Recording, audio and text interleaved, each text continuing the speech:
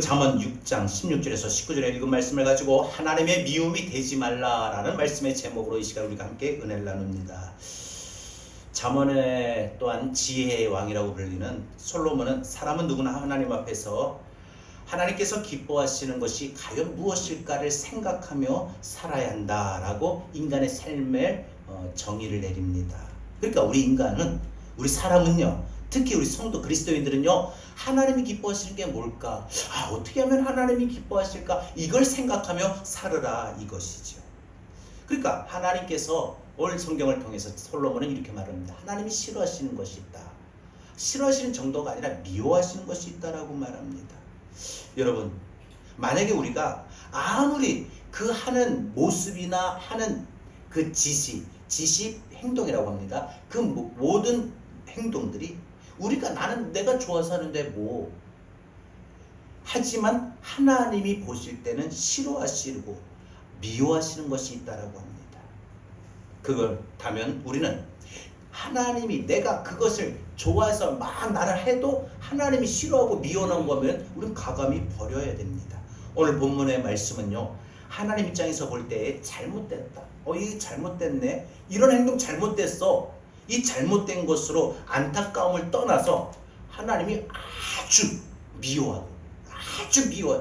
여러분들, 사람이 내 부모, 내 자식들, 부부간에, 가족들 간에도요, 어떤 것도 그냥 미운 부분이 있을 거예요. 그죠?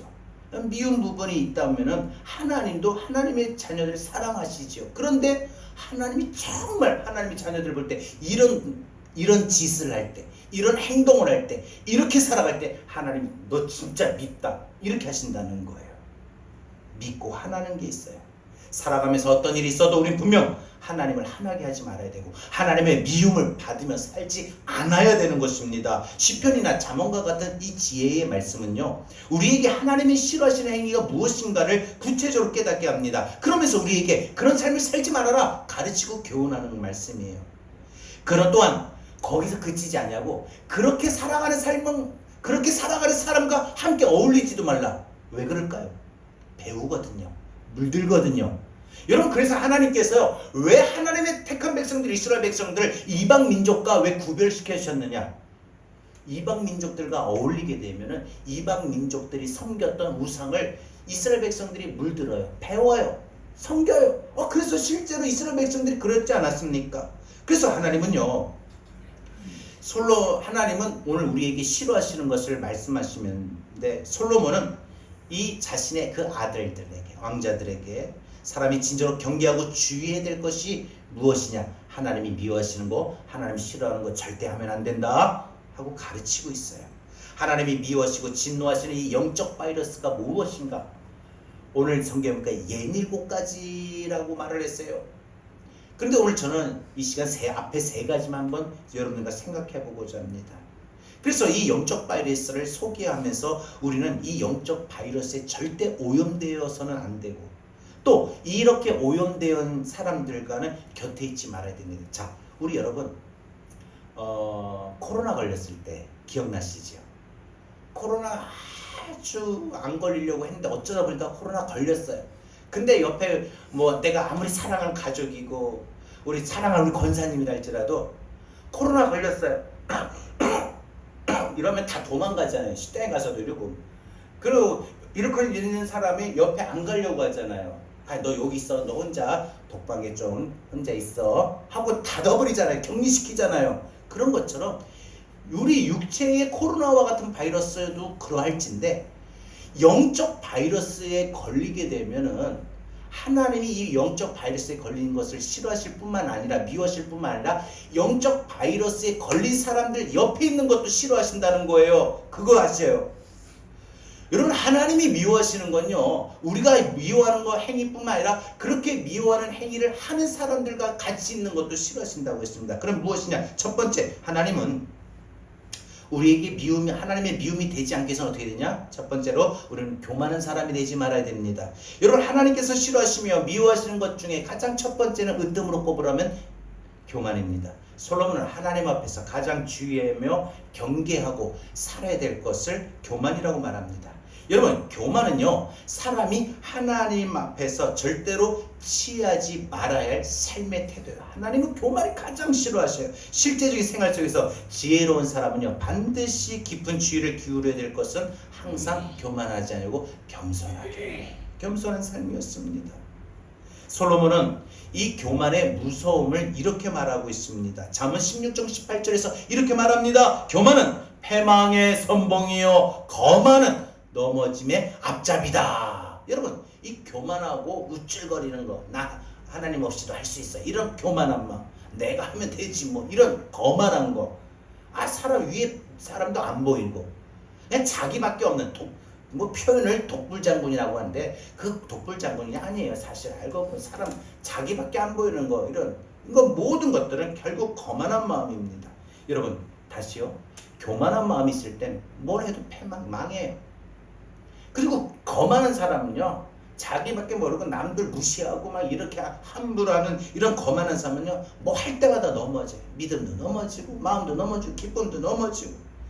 그런 많은 사람들이 교만 때문에 그래서 무너지는 것을 보았고 넘어지는 것을 보았습니다. 여러분, 사람이 가장 쉽게 무너지는 거, 마음이 무너지고 믿음이 무너지고 생활이 무너지는 건 교만입니다. 사단의 유혹도 교만한 마음을 갖게, 사람들 마음에 갖게 하게끔 시작했어요. 여러분 보세요. 창세기 하나님께서 아담과 하와를 지으시고 뱀이 하와에게 유혹하는 내용이 보세요. 뭐라고 했어요? 너희 눈이 밝아져 하나님과 같이 될 것이다. 교만한 마음 아닙니까? 여러분, 또 그 이후에 인간들이 모여서 하나님과 같이 높아지려고 하는 그 우쭐거리는 거만함 때문에 바벨탑을 쌓기 시작합니다. 하늘에 닿게 하여 우리의 이름을 내고 자신들의 이름을 하나님 앞에 걸겠다는 겁니다.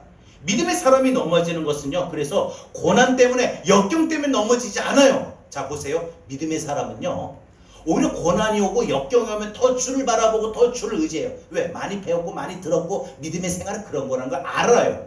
그런데요, 믿음의 사람이 왜 넘어지느냐? 풍성함 속에서 생기는 교만함으로 인하여 하나님의 심판이 있는 것을 모릅니다. 무엇이 교만이고 왜 하나님이 이토록 교만을 싫어하실까? 우리는 교만한 사람을 생각할 때 저 사람 말하는 게 너무 건방지다, 건방진 말, 뻣뻣한 자세로 생각할 수 있습니다. 근데 솔로몬은 오늘 교만을, 오늘도 보면 하나님이 싫어하는 것에 먼저 언급한 것이 뭐가 나오죠? 눈이 나옵니다. 그러니까 솔로몬은 오늘 이 눈을 교만으로 나타내고 있어요. 여러분, 교만은요, 이 눈으로 표현합니다. 그럼 왜 교만이 눈으로 표현이 될까? 왜 교만은 눈으로 나타날까? 여러분, 교만의 눈이라고 하는 것은요, 이렇게 보는 다른 사람들을 깔보고 무시하는 그런 눈일 수 있습니다. 그러나 진정한 교만의 바로 이 원인은 다릅니다. 교만의 눈은요, 하나님을 바라보지 않는 거예요. 하나님 바라보지. 여러분, 제가 유튜브 보니까 강아지 반려견 키우는데요, 강아지 너무 똑똑해요. 그러고 보니까 나도 강아지 키우고 싶을 정도로 얼마나 똑똑한지 몰라요. 귀엽고, 사람보다 나을 때도 있어요. 막 이렇게 하고 막 맴매하면 대로 하고 막 주인 옆에 와 애교도 부리고, 내가 너 때문에 웃는다 하고 막 풀어지는 것도 보고, 이 강아지가 심부름도 잘하고 다 해요. 그런데 여러분, 강아지의 특징, 이 반려견의 특징, 예를 들면 반려견이라고 예를 들면 특징이 있어요. 항상 뭐예요? 시선이 주인을 향해요. 이렇게 먹을 때만이, 물론 이제 뭐 잠잘 때, 놀 때는 아닐 수도 있겠습니다만 항상 주인을 바라봅니다. 여러분, 교만한 눈은요, 나 하나님 안 봐도 살 수 있어, 이게 하나님 없이 살 수 있다는 의식이 하나님 바라보지 않는 거예요. 주여, 여러분, 시편 기자나 많은 성경에 나오는 많은 믿음의 선배들은요, 뭐라고 합니까? 항상 주님을 바라봅니다. 여러분, 기본적인 우리 신앙생활의 자세 아닙니까? 여러분, 항상 보십시오. 항상 하나님 바라봅니까? 바라봅니까? 바라보시려고 합니까? 항상 내가 주를 바라봅니다. 내가 주를 바라봅니다. 교만하면 마음이 생기면요, 그래서 먼저 하나님이 안 보여요. 하나님을 향했던 시각이 바뀌어버려요. 하나님 매일 하나님을 구하고 하나님을 구하고, 그러니까 이제 자기 삶이 조금 그때는 막 힘들고 어둡고 하나님 앞에 막 도움을 받아야 될 상황일 때는 하나님을 바라보고 하나님 구했지만 막상 이제 그런 삶이 안 되니까 하나님을 바라보지도 않고 구하지도 않는 거죠. 평소에 도움을 주셨는 하나님을 바라봤던 사람이 마음의 교만함이 싹이 트기 시작하면은 그 순간부터 그의 시선은 하나님을 바라보는 시선이 아니게 됩니다. 하나님을 안 바라보게 되죠. 교만의 영적인 병이 들어서 눈이 멀어지게 되는 겁니다. 항상 보였던 은혜의 하나님이 어느 순간부터 보이지 않습니다. 분명 그렇다면 그것은 분명 교만의 병이 든 것입니다. 교만이라고 하는 영적 바이러스에 걸린 것입니다. 하나님이 보이지 않으니까 뭐가 보여요? 다른 것이 대체가 됩니다. 사람이 보이고 세상이 보이고 물질이 보이고 인간의 방법이 보이고 이렇게 해야 내가 살아갈 수 있구나. 이것이 보이게 됩니다. 자신의 손에 있는 것이 더 잘 보여. 나는 지금 이게 가지고 있는 거, 내가 가지고 없는 거, 그러면서 다른 사람과 비교하면서 다 가지고 있는 손은 오히려 그것으로 더 우쭐거리고 가지지 못한 손 때문에 오히려 나는 왜 이 모양이야 하면서 원망하고 불평하는 모든 것들. 결국은 알고 보면 모든 시작은 교만의 마음 때문에 그런 시작이 나타나게 되는 것이죠. 그동안 자신에게 은혜를 베풀어 주셨던 하나님, 그래서 부족한 나마 그래도 하나님 은혜입니다. 왜 여러분 은혜가 넘칠 때는요, 우리 저번에 권사님도 그러셨지만 목사님 그래도 내가 크게 안 다쳐서 이나마 참 다행입니다. 맞아요. 하나님 은혜요. 하나님의 은혜에 젖어든 사람은 그것이 힘들고 어려운데 분명히 아픈데 분명히 상황이 안 좋은데 그래도 하나님의 은혜요. 이렇게 된 게 그래도 이나마 하나님 은혜 아닙니까? 해요. 근데 하나님의 은혜가 없는 사람은 어떻게 해요? 내가 어쩌다가 하필이면 또 내가 재수가 없어서 운이 없어서야 이렇게 말을 할 수가 있다라는 것이죠. 여러분, 자신에게 은혜를 베풀어 주시는 그 하나님이 어느 순간부터 보이지 않는 겁니다. 의외로 너무나도 많은 사람들이 교만이라고 하는 이 영적 바이러스에 걸려 있고 지금 이 교만이라고 하는 영적 이 함정에 빠져 있으며 전적인 은혜를 받았던 사람들 전까지도 늘 은혜로 그래서 하나님의 은혜를 받으며 하나님의 은혜로 살아왔던 사람들까지 순식간에 교만으로 너무나도 쉽게 무너지고 있습니다. 어느 누구도 교만으로부터 안전할 수가 없습니다. 교만은 저도 여러분도 믿음의 선배들도 그 누구도 쉽게 빠질 수 있고 들 수 있고 쉽게 전염될 수 있는 함정이고 병입니다. 나름대로 하나님 앞에서 열심을 내며 하나님 마음에 드는 삶을 살아왔던 히스기야를 보세요. 그도 교만의 영적 바이러스에 걸리고 교만의 함정에 빠졌습니다. 그는 히스기야가 왕이 돼가지고요, 믿음이 얼마나 뜨거웠던 사람인지 자기 아버지가 성전을 닫아버리고 백성들이 예배 드리지 못하도록 만들었어요. 그래가지고 히스기야가 왕이 되고 나서 나는 우리 아버지와 같이 살면 안 된다. 나는 이 닫았던 문을 열고 모든 사람들이 다 교회로 와서 성전으로 나와서 하나님 앞에 예배드리도록 하겠다.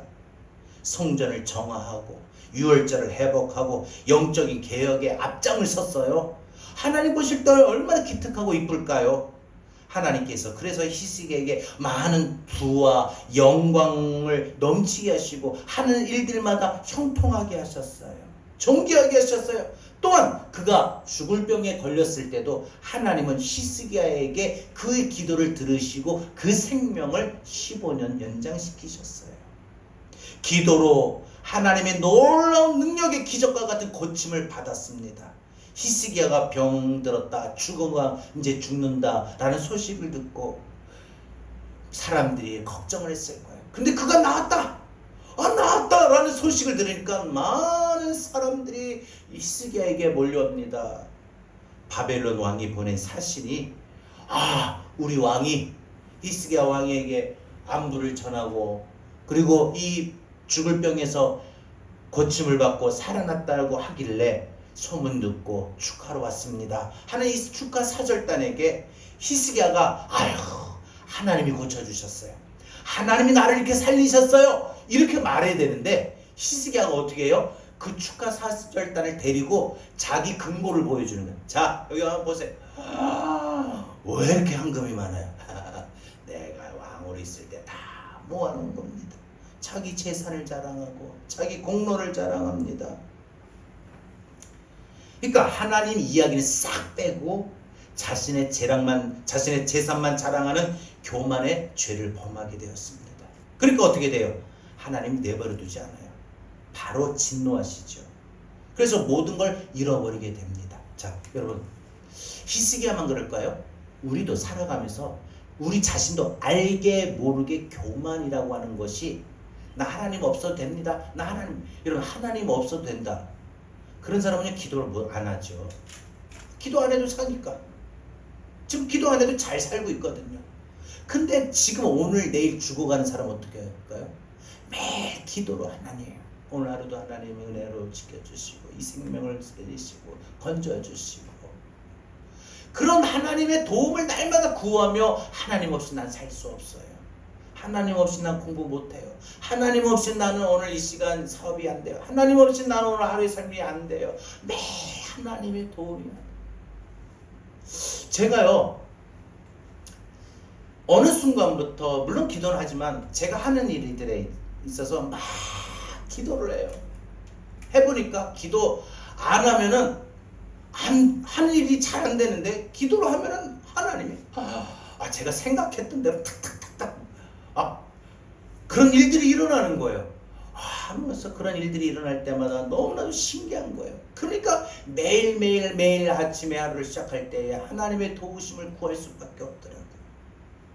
여러분, 우리 인생이 살아가는 동안에 하나님의 은혜에 도우심을 구하며 살아야 되는데 히스기야는 하나님의 도우심으로 자신의 죽을 병이 고침을 받고 살아났음에도 불구하고 하나님의 이야기는 싹 빼고 자신의 자랑만 이야기했을 때 그런 모든 것을 잃어버리게 됩니다.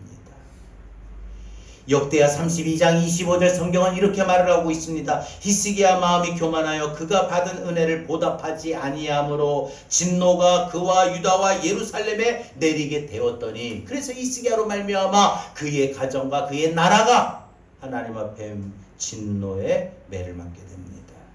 늦게 정신 차리고 회개하죠. 하나님, 내가 잘못했어요. 내가 교만했어요. 내가 하나님 나타내지 않았어요. 내가 하나님을 바라보지 않았어요. 하나님, 나의 교만한 마음을 용서하여 주옵소서. 그래서 자신의 때의 나라가 잃어버리진 않았어요. 자신의 있을 때 건강과 재산을 잃어버리지 않았어요. 그러나 하나님이 회개하는 그의 영혼은 살리시지만 그 대신에 진노는 하시거든요. 그러니까 그 자식이 대신 받는 거예요. 그래서 므낫세가 어떻게 돼요? 아버지 히스기야의 뒤를 이어 왕이 되어가지고 므낫세가 결국은 왕으로 되었지만 바벨론에 끌려가게 돼요. 눈이 뽑힌지. 여러분, 쇠사슬에 매여서 완전히 사람들한테 걸 줬다. 그 화려한 찬란한 그 영광이 아버지가 받았던 영광, 그게 다 잃어버리니까 오히려 영광 대신에 오히려 초라함이 그 인생을, 그 삶을 완전히 덮어버립니다. 교만은 하나님의 은혜를 잊어버리고 하나님께 돌려야 될 영광을 가로채는 악한 행위라고 했습니다. 그러한 삶의 결과는 하나님의 미움의 대상이 됩니다. 여러분, 우리 인생 살면서 믿음 생활하면서 절대 교만한 교만한 마음으로 하나님의 미움이 되지 않기를 바랍니다. 여러분, 오늘 성경에 솔로몬이 첫 번째 하나님이 싫어하시는 것을 우리 육체의 신체를 언급했잖아요. 그게 오늘 우리 성경 읽었잖아요. 눈으로 첫 번째 나오는데 그 눈이 교만이에요. 이건 다시 말해서 난 하나님 안 바라봅니다 이거예요. 나 하나님 안 봐도 살아요. 지금까지 살아왔잖아요. 일주일 동안 보세요. 내가 언제 하나님 바라봤어요? 난 돈 바라봤습니다. 난 세상 바라봤습니다. 난 직장 바라봤습니다. 난 이 사람 날 도와줄 것 같아서 난 그 사람만 바라봤습니다. 나 이 사람 너무 좋아해서 나 이 사람만 바라봤습니다. 여러분, 그런 거예요. 여러분, 우리의 눈이 하나님을 향하길 바랍니다. 자, 두 번째로 하나님의 미움이 되지 않기 위해서는 거짓된 사람이 되지 말아야 됩니다. 여러분, 오늘 하나님이 싫어하시는 것이 교만이라고 했는데 교만에 이어 또 다른 하나님이 미워하시는 어리석은 행위는 뭐냐? 거짓된 혀입니다. 하나님 앞에서 모든 죄가 다 똑같다 보지만 교만보다 어찌 보면 더 악해 보이는 것이 거짓된 혀예요. 여러분, 교만은 하나님이 보시기에 악한 것이지만 다른 사람에게 직접적인 해가 되지 않잖아요. 그러잖아요. 하나님 안 보고 아는 사람, 하나님 없이 사는 사람, 하나님 영광 가르치는 사람, 이런 사람은요 다른 사람에게 해를 입히진 않아요. 근데 거짓말로 막 일삼는 사람은 결국은 그 사람은 다른 사람들에까지도 해를 끼치게 됩니다. 직접적인 해가 되죠. 여러분, 사람이 가진 능력 중에서 가장 크게 영향을 끼칠 수 있는 힘은 혀입니다. 말이죠, 한마디로. 혀는요, 몸의 지체 가운데 가장 작아요. 자, 한번 볼게요. 혀 이렇게 한번 보세요. 보면은 혀 내밀지는 않아도 됩니다. 혀를 딱 보면은 손이 큽니까? 혀가 큽니까? 몰라요. 혀를 딱 끄집어내면 어떻게 될까요? 어쨌든 나올 수 있는 부분을 볼 때 하면 손이 더 크죠? 그래도 그죠? 어쨌든 우리 몸의 신체 중에 혀가 제일 작을 겁니다. 그런데 매우 신체 중에 작지만 다른 신체가 감당할 수 없는, 손이, 발이, 머리가 감당할 수 없는 엄청난 힘이 있습니다. 다른 사람의 마음을 움직이게 만들기도 하고 세상을 변화시키는 힘도 있고요, 교회를 일으키는 힘도 있고요, 다른 사람의 마음을 다시 용기를 주는 경우도 있어요. 말로 사람의 마음을 움츠리게 만들고, 너 안 돼, 너 죽어, 바보 같은 게, 너 할 줄 아는 게 뭐 있어, 이러면 그 말이 그 사람을 움츠리게 만들어요. 하지만 너 할 수 있어, 잘할 수 있어, 아 그럼 너 믿어 하면은 항상 힘을 얻어요. 격동해. 아, 나 할 수 있다. 막 뭔가 마음이 막 꿈틀꿈틀 격동이 일어나요. 여러분, 말이 한마디거든요. 여러분 보세요. 사람의 비난하는 말 한마디 때문에 어두움으로 묻혀버리기도 하고,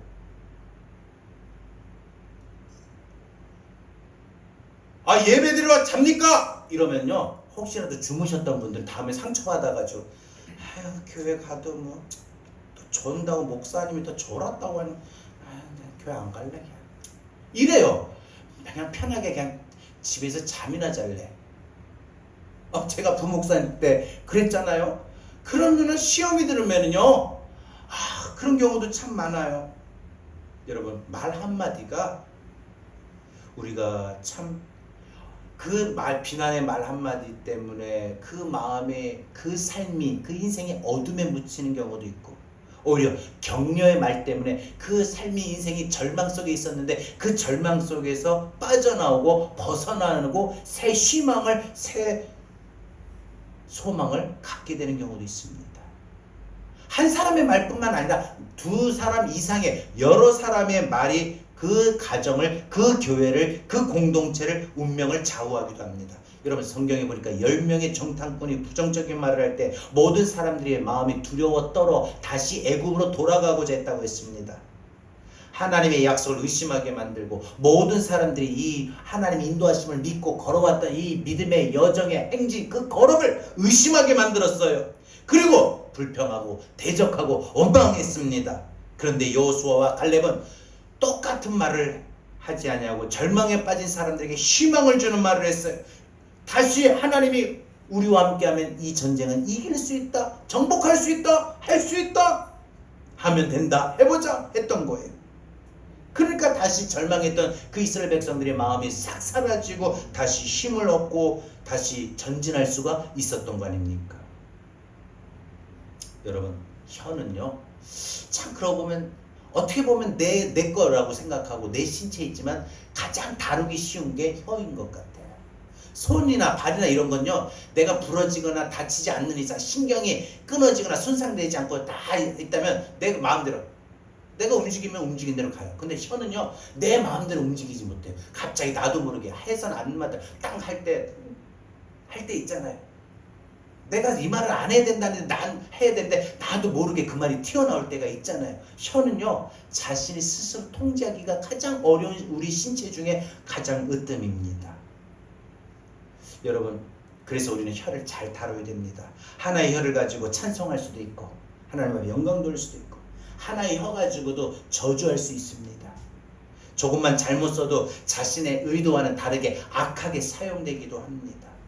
모르고 한 말이라 할지라도 단순히 그대로 전하기만 해도 사실이 아니라면 거짓이 됩니다. 사람들이 거짓말하는 이유는 여러 가지인데 당장 위기에서 벗어나기 위하여 변명형 거짓말이 있고 또 자신을 오히려 과시하고 드러내기 위한 포장형 거짓말도 있습니다. 그러나 대부분의 거짓말은 다른 사람을 비난하거나 깎아내리려는 해가 되는 좋지 못한 것들이지요. 그래서 우리는 이 혀를 그냥 단순히 말이라고 하는 표현을 쓰는 것이 아니라 우리는 오늘 솔로몬이 말한 두 번째 하나님이 싫어하시는 신체의 구조 중에 이 혀를 우리는 거짓말로 말할 수 있습니다. 거짓된 혀로 말할 수 있습니다. 여러분, 하나님이 가장 거짓을 싫어하신다고 했습니다. 거짓된 혀가 잘못된 것은 거짓말로 인하여 누군가 해를 받을 뿐만 아니라 그 말을 들은 사람이 또 그대로 믿고 전한다면 또 다른 거짓말을 만들게 되는 것입니다.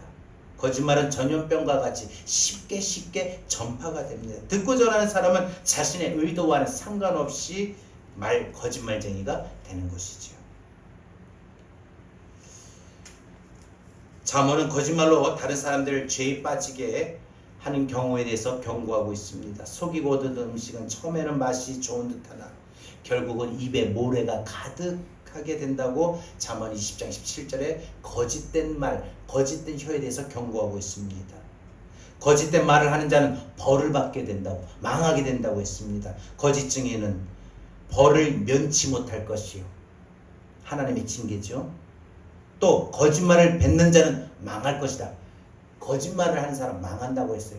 잠언 19장 9절이에요. 그러니까 모든 것을 알고 계시고 듣고 계시는 진리의 하나님께서 우리가 거짓말할 때마다, 거짓말을 내뱉을 때마다 하나님 절대 안 기뻐하셔요. 왜? 우리 그런 거 있잖아요. 부모가 다 하는데 자식들이 와가지고 거짓말을 하는 거예요. 나 이래서 숙제를 하려고 했는데 뭐 때문에 못했어요. 핑계를 대는 거예요. 근데 다 알고 있는 거예요. 그렇게 되면 어떨까요? 우습죠. 요즘엔요, 젊은 부부들이 집안에 뭐 거실이든 뭐 어디든 홈캠을 설치해 가지고요, 자기가 어디 가도 반려견이 뭐 하는지, 그래서 집안 사정을 보고자 하는 어떤 좋은 의미, 뭐 집에 뭐 누가 침입했나 뭐 했나 이런 좋은 의도도 있지만 혹 가다가 좋지 못한 그런 예를 드는 경우도 있더라고요. 상대 배우자를 의심해서 이렇게 감시하는 걸로 설치를 한다든지, 자식을 믿지 못해서, 부모를 믿지 못해서 이런 경우들이 일어나게 되는 거. 여러분, 많은 사람들이 결국은 이 거짓된 혀로 인해서 죄를 짓게 되고 하나님 앞에 버림을 받게 됩니다. 하나님은 우리가 어떤 경우에서든지 거짓된 혀에서 우리에게 거짓말로 일삼고 하나님의 미움을 받는 일이 되지 않기를 바랍니다. 마지막 세 번째로 말씀을 드릴게요. 이제는 우리가 눈과 혀가 나왔고 세 번째로 손이 나옵니다. 여러분, 이 솔로몬은 눈과 혀만 아니라 손도 잘 사용이 되어야 된다라고 말을 합니다. 하나님이 우리가 눈을 잘못 사용하고 혀를 잘못 사용하고 손을 잘못 사용하면 하나님 우리를 미워하신다고 했어요. 하나님께서 미워하시는 또 하나를 언급하면서 그것은 무엇이냐? 근데 그 손에 앞에 어떤 게 붙느냐? 죄가 없는 자의 피를 흘리는 무지한 자의 손입니다. 그러니까 이 다른 사람에게 피해를 끼치는 손이에요. 예를 들어서 이것이 자신에게 하는 게 아니라 이것이 딴 사람에게 훔쳐오는 거, 딴 사람의 것을 뺏는 거, 뺏는 거, 이런 다른 사람들의 것을 훔치고 뺏고 그 사람들을 피 흘리게 하는 이런 손으로 표현을 합니다. 이것은요, 거짓된 혀보다 더 강한 모습입니다. 혀로 다른 사람을 모함하고 비난하는 것도 무서운 일이지만은 직접 손으로 그 사람을 피를 흘리게 하고 피눈물 흘리게 하고 손해를 보게 하고 그 사람을 손가락질하면서 그 사람을 정죄하고 무시하고 이런 모든 것들은 경계된다고 했습니다. 솔로몬이 처음부터 자신의 아들들에게 경계하고 따르지 말아야 할 대상을 명확하게 말했습니다. 어떤 꾀를 깰지라도, 누가 너희를 깬다 할지라도, 유혹한다 할지라도 분명하게 따르지 말아야 될 것을 분명하게 하였습니다. 그것이 무엇이냐? 무지한 자의 피를 흘리는 자다라고 했어요. 다른 사람에게 피눈물 흘리게 하는 사람이다 라고 말을 합니다. 그들은 자신과 아무런 관계가 없는 사람에게조차 은밀하게 다가가지고 피를 흘리게 합니다. 손해보게 합니다. 어떻게 해요? 그것이 왜 그럴까요? 왜 피를 흘리게 할까요? 그것은 자신의 욕심 때문입니다. 상대방이 가진 것을 빼앗으려는 욕심 때문입니다. 그래서 손으로 어떻게 해요? 그 상대방의 물건을 빼앗고, 그리고 남들이 안 볼 때 그 상대방의 것을 취하여 훔쳐오고, 여러분 어리석은 자들과 깨어서 함께 또 나누자고 유혹하는 이런 모든 경우도 일어나게 되는데 결국은 욕심이라는 거죠. 이 블레셋이나 아말렉 같은 족속들이 이스라엘의 모든 것을 빼앗으려고 수시로 공격해 왔습니다. 여러분 헤롯 대왕은요, 자신의 지위를 유지하기 위하여 아무런 죄도 없는 어린 생명들 2살 이하로 모든 아이를 다 죽여라 하고 손으로 지시하고 언급을 내렸습니다. 그 헤롯의 아들 헤롯 안티파스는 자신의 형수를 자신의 아내로 만들었어요. 취했어요. 그래서 그 죄를 세례 요한이 와가지고 회개하시오. 어떻게 형수를 취해서 아내로 삼습니까? 하나님이 진노하십니다. 거침없이 그 죄를 낱낱이 말하자 그를 세례 요한을 참수합니다. 아까 이세벨은 자신들의 잘못을 지적하여 하나님의 뜻을 전하는 하나님의 사람 엘리야를 죽이려고 했습니다. 서기관과 대제사장들은 자신의 신분과 자신의 그 이득을 유지하기 위하여 아무런 죄가 없으신 예수님을 십자가에 못 박게 했습니다. 빌라도도 결국은 자신의 그 자리를 유지하기 위하여 자신이 생각할 때 분명히 예수님이 죄가 없는 걸 알았습니다. 그럼에도 불구하고 자신의 그 자리를 지키기 위해서 예수님을 십자가에 죽게 사형의 선고를 언도를 내립니다. 이런 모든 포악한 자의 결말은 좋지 않습니다. 여러분 포악한 자는 저는 여기서 더 생각을 하고 싶은 게 꼭 포악한 자는 다른 사람에게 손해를 직접 끼치는 것만이 아닙니다.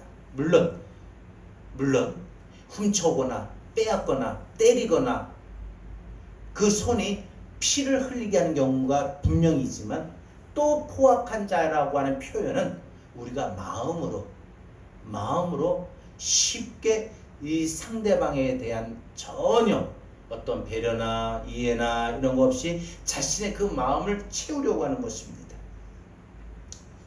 우리 그런 표현하죠. 포악하다라는 게 어떤가? 결국은 포악하다, 난폭하다, 참지 못하는 거죠. 그 사람은 늘 화가 있는 거죠. 분노가 차오는 거예요. 그러니까 때로는 우리 왜 살다 보면 분노가 화가 안 나겠습니까?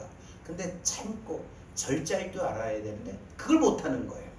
그러니까 막 이게 다른 사람에게 이 말로서 공격을 하기도 하고 안 그러면 무력으로 공격하기도 하고 이런 것이 결국은 포악한 자라는 거예요. 우리 마음이 포악해서는 안 된다라고 성경은 말합니다. 여러분 분명히 우리가 기억해야 될 것은 이 포악함은 결국은 욕심이라는 건데 성경에는 뭐라고 했습니까?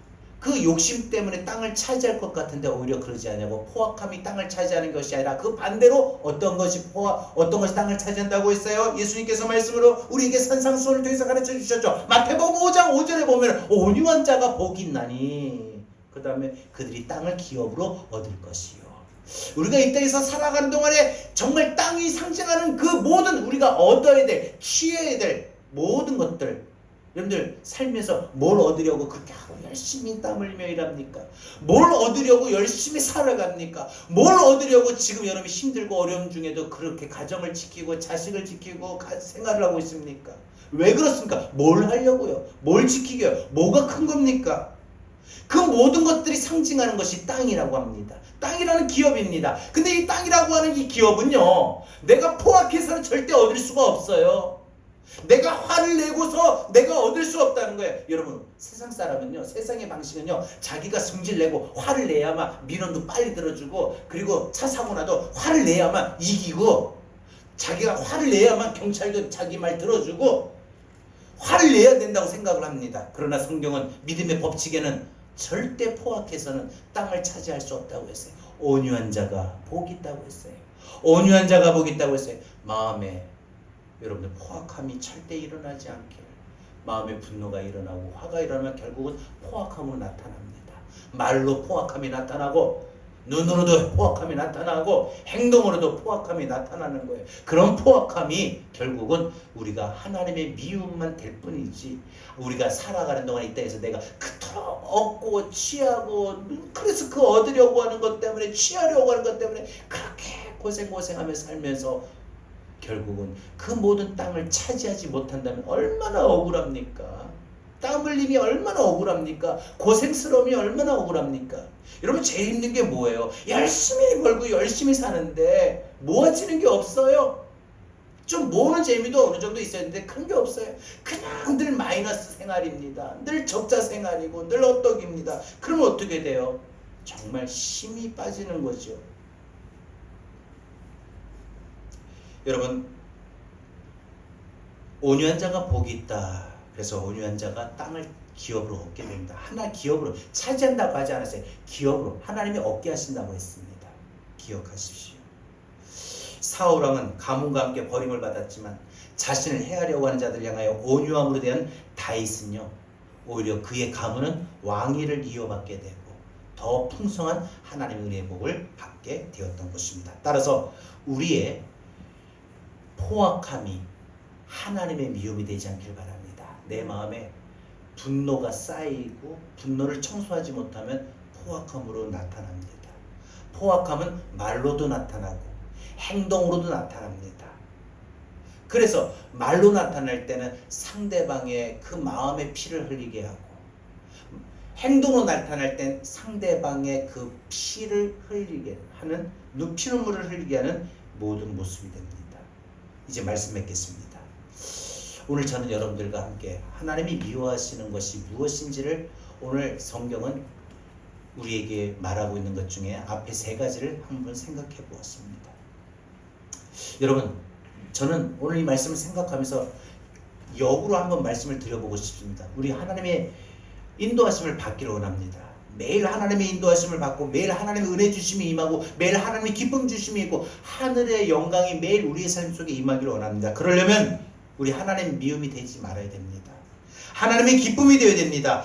여러분, 악하고 어리석고 미련한 사람은 하나님의 근심이 되며 미움이 됩니다. 그러나 착하고 슬기롭고 지혜로운 사람은요, 언제나 하나님의 기쁨이 되고 하나님의 복이 됩니다. 하나님께서 이미 많은 사람들을 통하여서 슬기로운 사람과 미련한 사람, 하나님의 기쁨이 되는 사람의, 하나님의 미움과 진노가 되는 사람을 분명히 우리에게 알게 하셨습니다. 그리고 우리의 삶을 이제 선택하게 하셨습니다. 왜 하나님은 오늘 이 시간 저와 여러분에게 오늘 말씀을 통해서 하나님이 미워하시는 세 가지를 왜 우리에게 가르쳐 주셨을까요? 그것은 이번 한 주간 너의 눈이 어떻게 할래? 너의 혀가 어떻게 할래? 너의 손이 어떻게 할래? 분명히 우리에게 알게 하십니다. 그러면서 하나님이 우리가 눈을 어떻게 사용하느냐, 혀를 어떻게 사용하느냐, 손을 어떻게 사용하느냐에 따라 하나님의 미움이 될 수 있고 하나님의 사랑이 될 수 있습니다.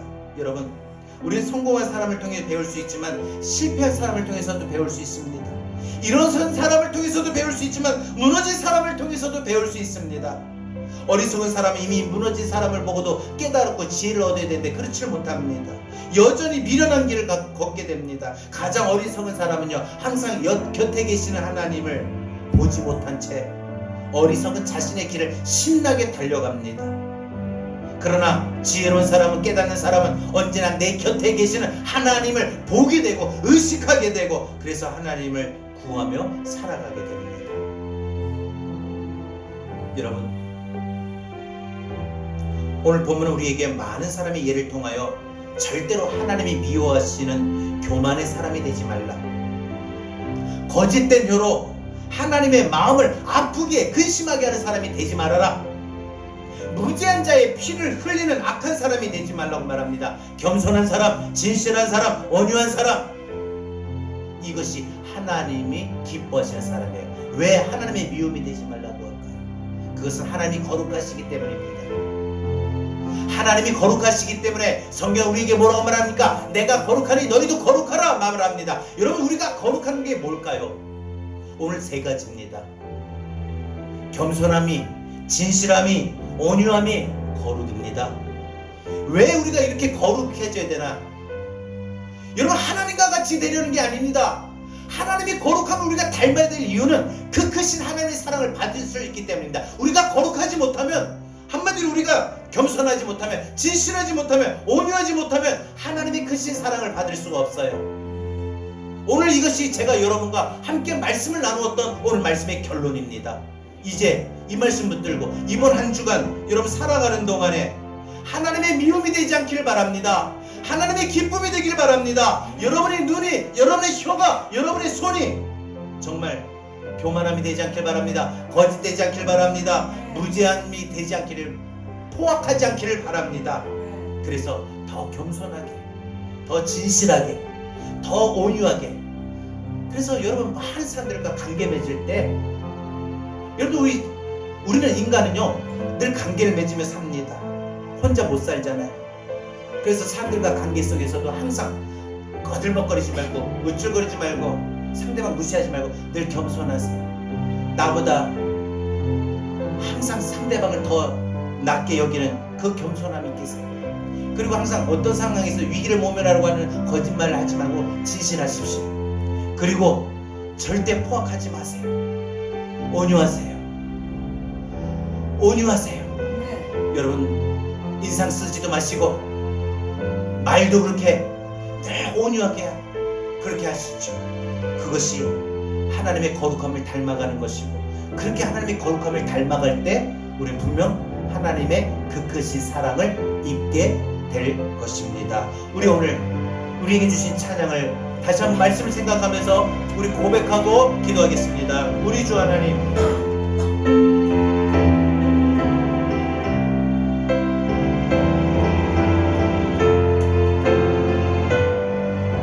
오늘 말씀 생각하며 찬양 한마디 한마디 고백할까요? 우리 주 하나님,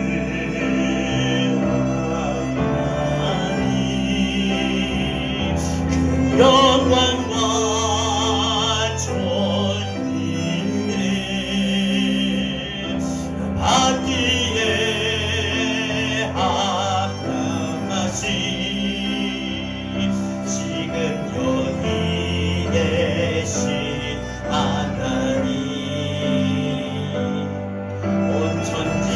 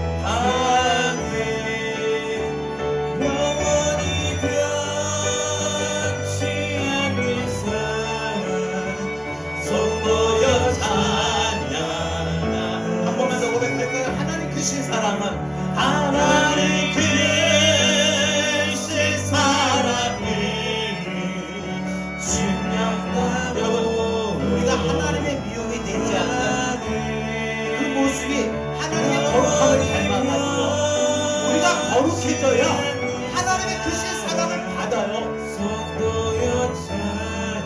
우리 다 같이 오늘 주신 말씀을 들어가 이 시간 함께 기도하며 이번 한 주간 살기를 원합니다. 주여 하나님 감사합니다. 우리가 이 땅에 살아가는 동안에 하나님 은혜로 우리를 인도하여 주시옵소서.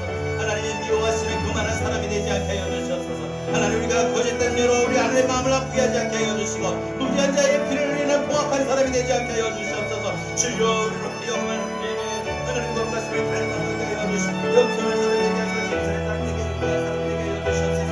그리고 말미암아 하나님 우리가 이 땅에 살아가는 동안에 하나님의 거룩함을 닮아가고 하나님의 거룩함을 배우므로 말미암아 하나님의 크신 사랑이 우리 가운데 이루어지게 하여 주옵소서. 하나님을 도우시옵소서. 주여 우리를 잡아 주시옵소서. 하나님여 이 시간도 하나님의 은혜가 임하게 하여 주시옵소서.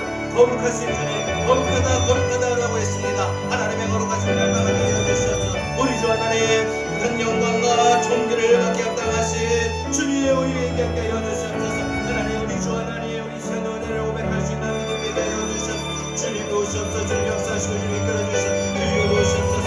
하나님 아버지 하나님 잡아주실 줄로 믿습니다. 하나님 은혜를 고백할 수 있는 우리 믿음의 삶이 되게 하여 주시옵소서. 주여 우리에게 하나님의 미움이 되는 것을 하나님의 꿈에게 하나님의 소리 되는 수 있는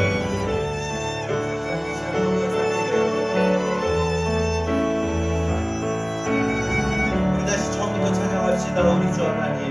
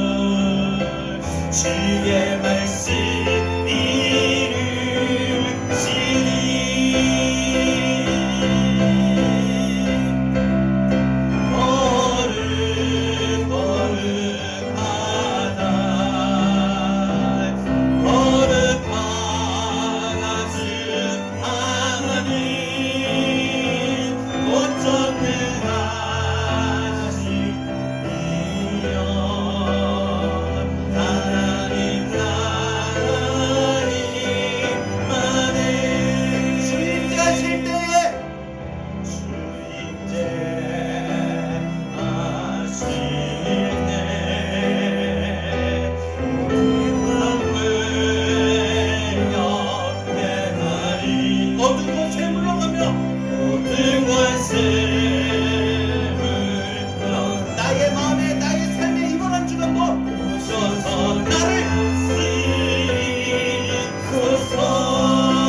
하나님의 거룩하심을 찬양합니다.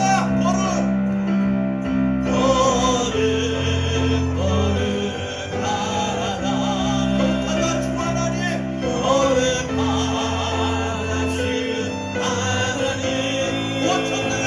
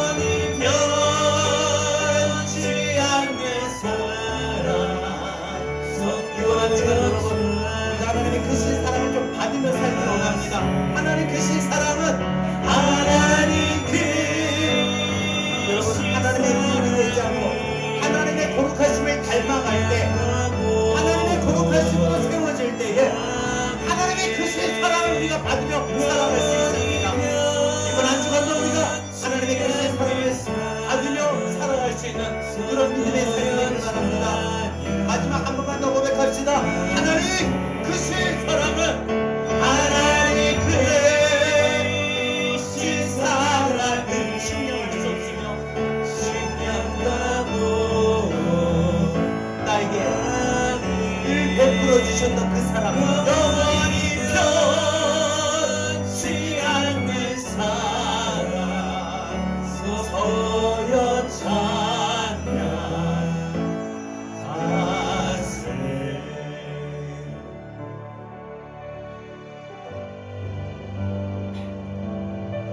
겸손함으로 진실함으로 온유함으로 하나님의 기쁨이 되길 바랍니다. 교만함이나 거짓됨이나 포악함으로 하나님의 미움이 되지 않길 바랍니다. 그 모습이 하나님의 거룩하심을 닮아가는 거예요. 우리가 거룩해야 하나님의 크신 사랑이 임해요. 그러면 연결되는 거예요. 거룩한 사람만이 하나님의 크신 사랑을 받아요. 여러분 이번 한 주간 거룩한 삶을 먼저 소유하시고 행하시고, 그래서 어떤 상황이 있든지 반드시 하나님의 크신 사랑이 여러분의 삶 속에 임하여 하나님의 크신 은혜의 사랑으로 살아갈 수 있기를 바랍니다. 이제는 우리 주 예수 그리스도의 은혜와 하나님 아버지의 극진하신 사랑하심과 보혜사 성령님의 감화 감동 내주 교통하신 은혜가 하나님의 거룩하심을 닮아 하나님의 그 크신 사랑을 받으며 살아가기를 다짐하고 삶의 현장으로 나아가는 주의 사랑하는 모든 성도들에게 이제부터 영원토록 함께 있을지어다. 아멘.